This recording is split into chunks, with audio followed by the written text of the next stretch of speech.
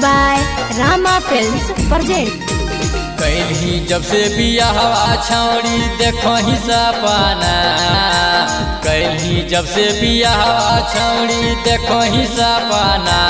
हे गे फलाना के बेटिया के कराइले गावाना, हे गे फलाना के बेटिया के कराइले गावाना। देखी के पियावा तो हर खुश हाथों के तना, देखी के पियावा तो हर खुश हाथों के तना। हे गे फलाना के बेटिया के कराइले गावाना, हे गे फलाना के बेटिया के कराइले गावाना। हे गे फलाना के बेटिया के बेटिया के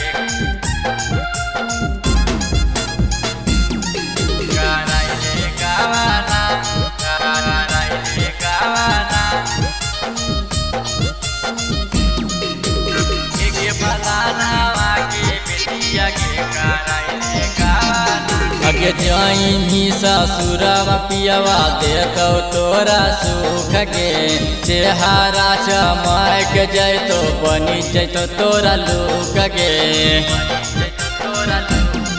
अगे जाई ससुरवा पियवा देतो तोरा सुख के चेहरा चमक जैतो बनी जैतो तोरा लुक के।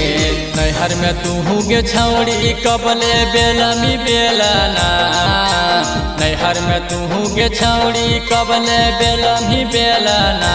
हे गे फलाना माँ के बेटिया के कराइले गावाना, हे गे फलाना माँ के बेटिया के कराइले गावाना। हे गे फलाना माँ के बेटिया के बेटिया के कराइले गावाना, कराइले गावाना। हे गे फलाना माँ के बेटिया के कराइले गावाना। अगे पियावा वाला चीजावा खैनी जैनी छौड़ी मोटाई गे, नैहर में काम करके गेली तो दुबाराई गे। अगे पियावा वाला चीजावा खैनी जैनी छौड़ी मोटाई गे, नैहर में काम करके छौड़ी गेली दुबाराई गे।